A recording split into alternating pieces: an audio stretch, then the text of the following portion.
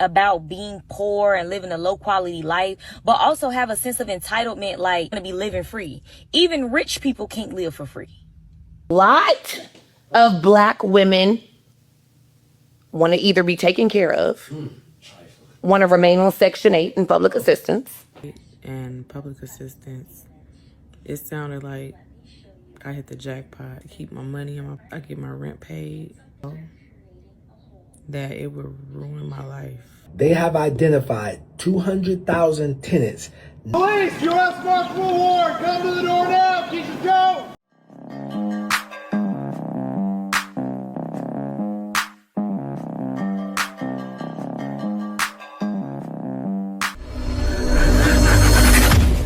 Some people may be getting put out within the next 2 to 3 months. Also, some landlords will not be getting paid. HUD just announced that they are doing Operation Clean House. They have identified 200,000 tenants nationwide that need to verify their U.S. citizenship in order to get paid. They have to do that within the next 30 days. Okay? If they don't do that within the next 30 days, the landlord does not get paid. The landlord has to do an eviction and put them out.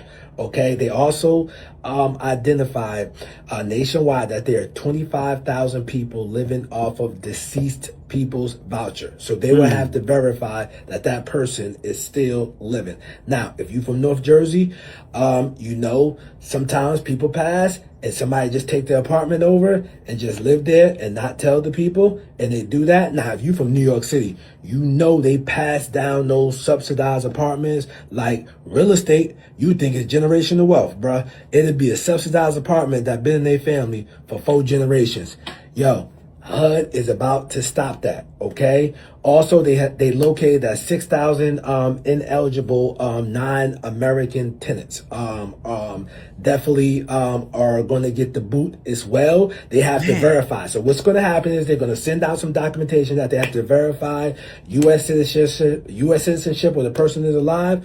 And if not, the U.S. landlord will not get paid, okay? And these people, you're going to have to put these people out, all right? Now, I know what some of you guys are thinking. We're like, well, I don't care. That's them. They should be doing the right thing, etc. Hey, you can feel about it how you feel about it, but locally, for that crowd who think they just above all this, I'm gonna put this on the screen. My man just got an email from Section 8 locally, and they said that they are looking to for some cost saving ways and to cut costs for Section 8 due to funding came up short. Well, they are currently lowering all vouchers to 95% of market value. I want you to think about this just real quick. If it's 95% of market value, why would the landlord take that voucher when he can get a person paying full price, whatever market rate is? All right. Now, also, what they're going to do is they're going to review all current contracts. And if you above market rate rent, your joint is getting reduced. Hey, I'm just putting y'all up on game, man. Hey, if you want to know more, Google HUD cleaning house and click on the first article. I'm Nasa, aka the real estate guru. I'm not a guru. I'm a guru because I actually do this business. Man, a lot of people are about to pay the piper. You already said passing it down from generations. There are a lot of people doing that in the projects. I know that.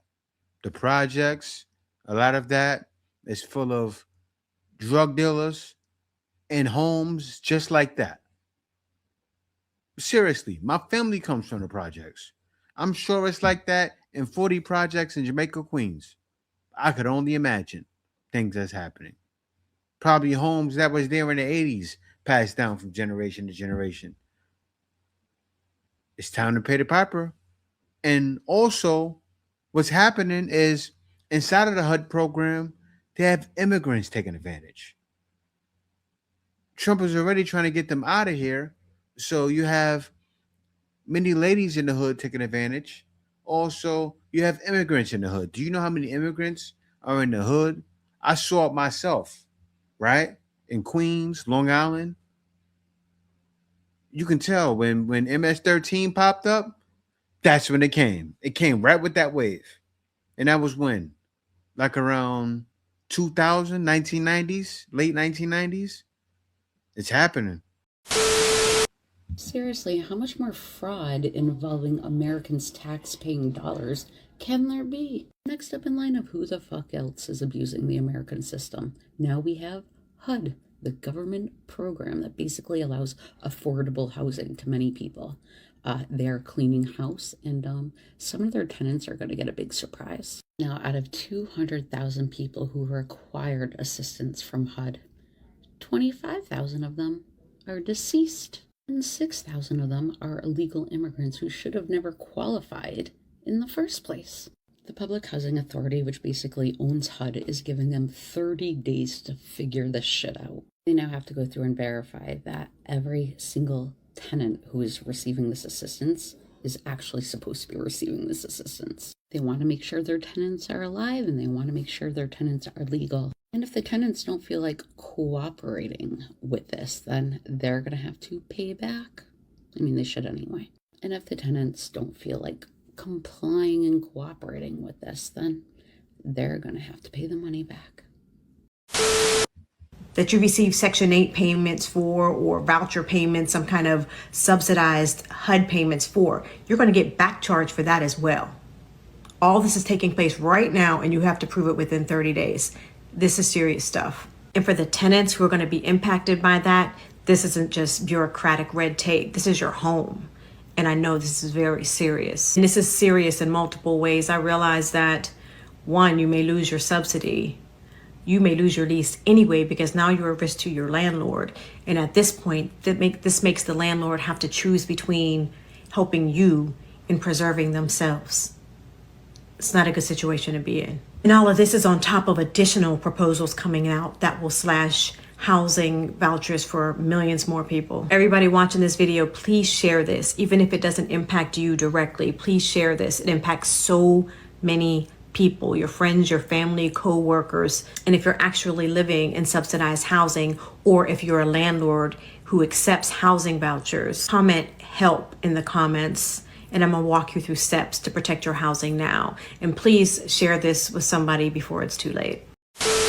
Attention, Section 8 recipients. If you are living the luxury lifestyle while paying $200 for your 3-bedroom apartment with the Benz in the driveway, this video is for you. In case you haven't heard, the U.S. Department of Housing and Urban Development has launched something called Operation Clean Out. And yes, this affects Section 8 recipients and property managers. See, HUD is reviewing income reports, household members, and who's actually living in subsidized units. That means recertification, audits, and paperwork checks are coming. In plain English, they're looking for fraud, unreported income, duplicate benefits, and people receiving housing assistance who don't qualify. If you're following the rules, this isn't for you. But if your paperwork says one thing and your lifestyle says another, there may be some disruptions, suspensions, or removals. This isn't politics, it's enforcement. Be prepared, because this is just getting started. And you know what happened? She just spoke to the I got my degree queens, right? Because I know what's going on now. You see a lot of ladies getting fired, but also what's happening is a lot of ladies are getting Section 8, getting many different government benefits, and not keeping real paperwork, not showing everything. They want to verify everything to make sure what's happening.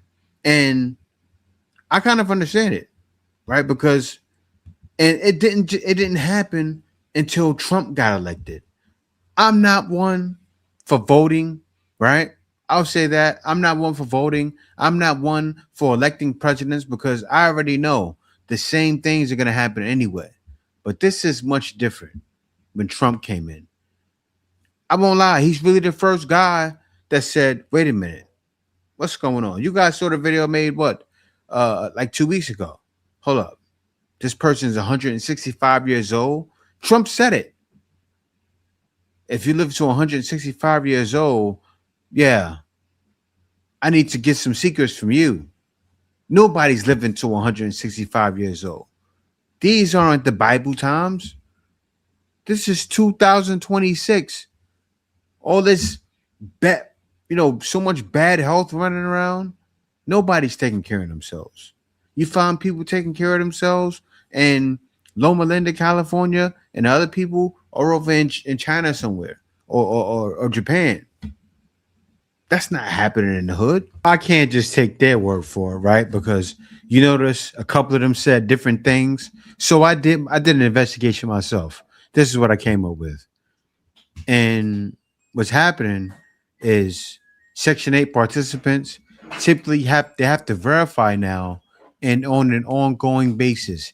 Every year, you must complete a recertification with your local public housing agency. This usually includes current household income, all earned and unearned income, family composition, who lives in the house, assets and expenses, bank account, child support, disability benefits, changes in employment or wage amounts. This is a bigger one.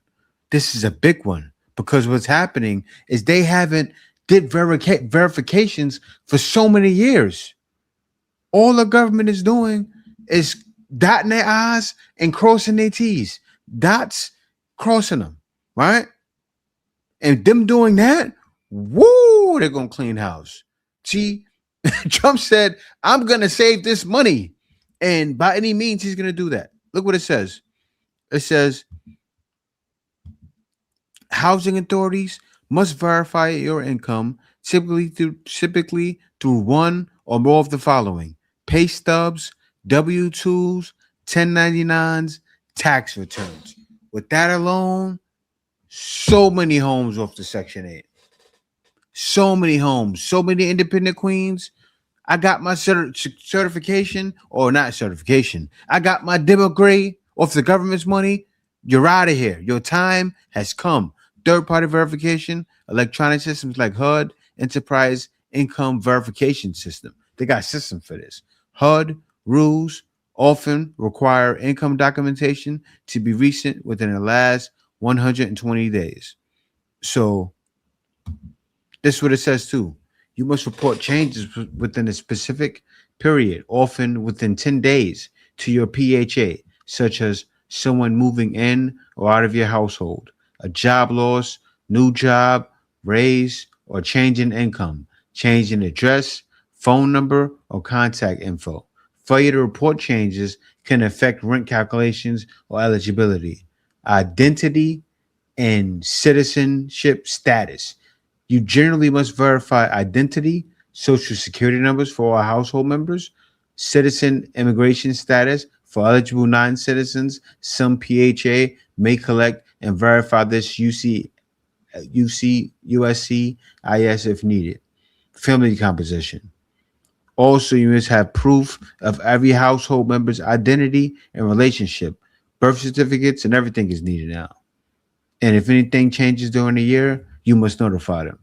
Also, what they're doing is some PHAs review criminal history for adults, especially adding new household members.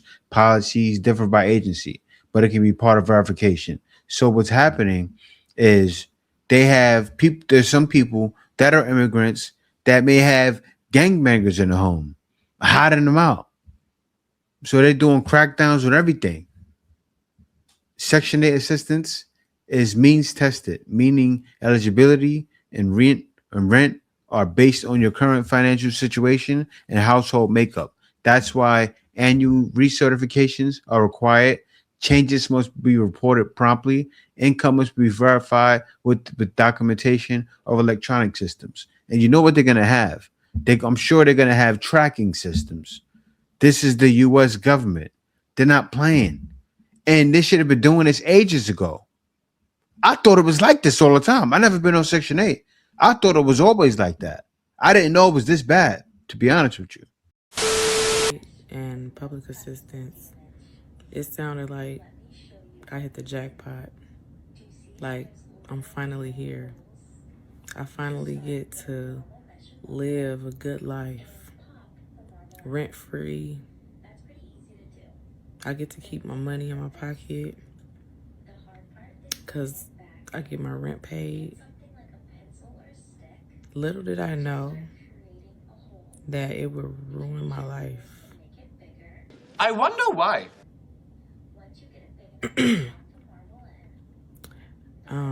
I got Section 8 after I had my second child. I applied to all these wait lists and I finally got it. And I got to choose the neighborhood I wanted to live in. I got to pick the house that I wanted to live in as long as it fit the budget. I got to choose how many bedrooms that I got. It was so wonderful. At that time, I didn't know that my then boyfriend, who already had a felony, would not be able to live with me anymore. So now, us living together had to be a secret. When it was time for inspection, I was hiding his shoes and hiding his clothes and hiding his belongings so that they wouldn't know that there was a man living with me, which caused tension. It caused, some resentment, and I'll talk about that later. But at that time, I didn't know how it was causing a separation between us. But we did it.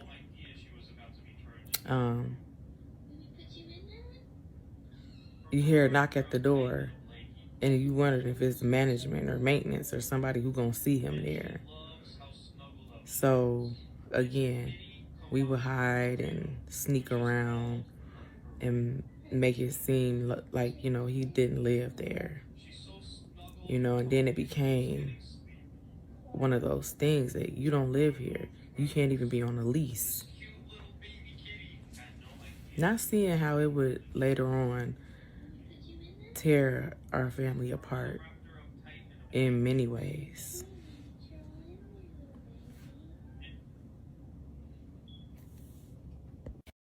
I commend you. Seriously. I seriously do. The fact that you got on the internet and are talking about it, I tip my hats off to you because you're bigger than a lot of the ladies who are in these circumstances and put men through these circumstances. Right. But so I commend you for that. And more ladies are going to feel it now because they haven't come to terms like you have. Right. You're feeling guilty. And she even has another story, guys. I'm going to play her next one because she has a part 2 to the story. Section 8 ruined my life. Let me get into that. So this is the part 2 on how Section 8 is a trap. Section 8 keep you with a mindset, this little poverty mindset. Instantly, after we moved into this place, because it's got more residents that are Section 8 based, everybody looking at us like, ooh, how she got a man living with her? So they ready to tell. And they did. Because they see a man and they automatically know that, oh, she gotta have Section 8 if she out here. Because we all got Section 8. And if she got Section 8, she not supposed to have no man living with her. Period. Nobody even know the situation. They don't even know. It's just that knowing that you black and you got Section 8, you shouldn't be having no man live with you, period. You should be a single mom, broke down, no family, baby daddy problems, all of that kind of stuff. So we had people calling the office on us left and right. Oh, he there now. Next thing you know, here come maintenance knocking at the door. How can I help you?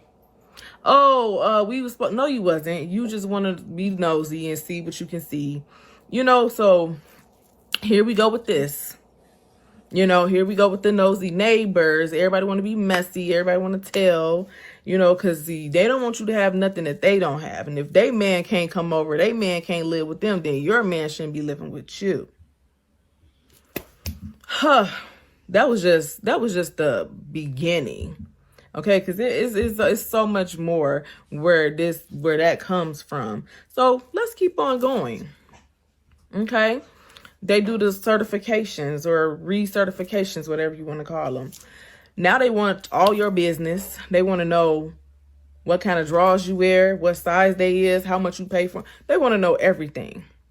Don't leave nothing out, because now they finna threaten you and tell you if you leave something out, you committing fraud, and all of this stuff. It just keeps you like, you know what I'm saying? Like, you don't know what to do. You don't know what to do. And mind you, the more money you make, the more your rent is gonna go up. The more you're not gonna you're gonna lose your qualifications to have rent anyway. So now,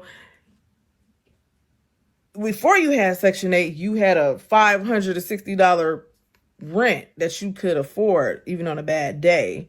Now you in an apartment that's $1,200 and you lose your Section 8. Now you got to pay $1,200 and you're going to have to move. All of these things that you're like, oh my God, I don't want to lose my Section 8.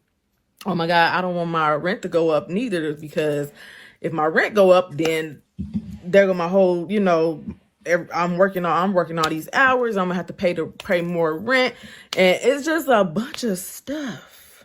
So now you want to keep it safe. You want to stay within the income requirements, but yet I'm running out of time.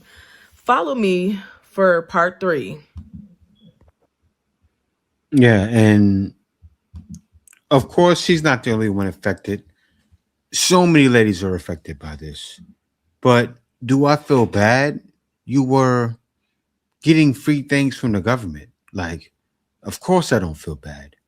Why would anyone feel bad?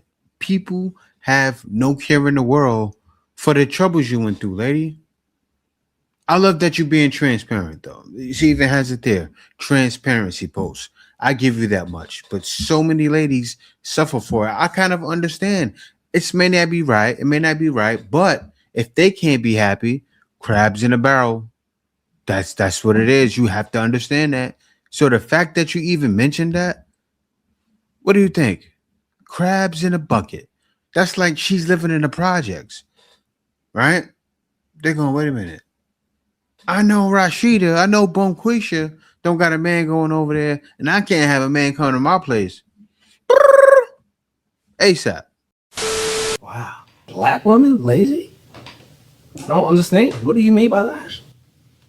A lot of black women are lazy. A lot of, and I can't say a percentage number because, I'm no statistic or analytical person, but a lot of black women want to either be taken care of, want to remain on Section 8 in public assistance, or are comfortable being a CNA with the W-2 position, right? And not all, because there are black. Hold on, but I just got to okay, say they're right not now, all. They're there's not gonna be a all. lot of black CNAs that get offended with you saying, with you turning your nose up at CNA. I'm just letting you know. Because I'm not wiping no shit for $18 an hour. And they're proud of that. Girl, I make $21 an hour. $800 a week? What the f? $800 a week. CNA community is gonna come after you. Then. Are they? Yeah. I apologize. Because we do need them. I just would never be one. And Man, this is the nothing but the. I don't see how you can mad at her, right? I don't see it. What she said was true. And as she said, she cleaned it up as well. It's not all, but a large percentage. We just saw an example of one tell a story just now. And to that lady that told her story, I'm not bashing you. I'm just telling the truth. About being poor and living a low quality life, but also have a sense of entitlement, like gonna be living free. Even rich people can't live for free. What type of TikTok videos could you binge watch, but at the same time, it really grinds your gears so bad that you really want to just come through the phone on people? I'll go first. Why did I just watch one of these videos of a girl popping her stuff? I'm talking about popping the lip because she hadn't paid her rent in 26 months. She had been living rent free and they let her get off, so she thought, for over 2 years without paying rent. And then on eviction day, she starts fussing at the eviction people, talking about, y'all crazy. You see how y'all do people like us? You see what y'all do? You see how you do that? You gonna come up in here and put me in my keys? It's raining outside. It's raining outside. Oh yeah. So the people are calmly explaining, like, ma'am, you've been living rent-free for 26 months. Like, wow, he's really been helping you out. Like, the person really could have done more sooner. yeah. But they've been giving you grace. How much grace did you expect? Did you really think that you were going to sit here and... This is the problem. And she said it. Sometimes poor people can be so entitled. What it is they expect it, right? You can never give somebody money for free. You can never. I struggle with this right now, today. I just told somebody that today, right? Somebody has to give some kind of effort or they won't respect the money that they're given and they won't respect you. What happened is that lady did not respect the landlord. He had to get her out of there. She could have got the money. She could have been one of the ones that didn't get her degree, right? Because if she was one of the ones that got a degree, she may have paid a little bit of money. But they expect it. Not have to pay, like you just chill. It don't matter. If he really wanted his money that bad, if it was that much of a problem. The people said, that's why we're here, ma'am. Because it is that much of a problem that you've lived in this place for 26 months without paying the rent and you didn't think that was a problem? I do empathize with people who struggle financially, who are trying to get on their feet, who are really trying to find great jobs to be able to afford to just even live the bare minimum life. Housing and Urban Development is now connected to DHS. This created a few flags. Now, anybody who's renting Section 8 or any kind of rental assistance, or you're a landlord, this is important. As of the 23rd, you have 30 days to verify everybody living on your properties is legally allowed to be in this country. Every tenant must be verified. You have 30 days to do it. They found nearly 200,000 tenants needing to be re-verification. So there's some kind of flag that triggers that maybe they're not legally here and shouldn't be receiving any funding, any taxpayer money. And there's another 25,000 that are deceased, where people are still living in those homes, but the actual person who was qualified and approved for the Section 8 is no longer with us. Millions of households are affected. They're saying that once you run your audit, if it comes back, example, every single tenant, if you had 5 tenants, but only 2 were legally in this country, you have to pay back the rent for the other 3 that are living there for as long as they're living there. It also states that if your tenants come back and none of them are legal, you can be sanctioned for all the rent that was given to you, and you will have to return that. So if you're a landlord and or you're somebody who's receiving Section 8, from the 23rd of January 2026, you have 30 days to verify all this information, or there will not be a rent check showing up for that tenant to whoever the owner is. What are your thoughts? Yeah, guys. So what's happening is they've already started the crackdowns. Like they've already started going in homes, looking for criminals and HUD properties. Operation Clean the Clean House has already started. They're not playing. Take a look at this.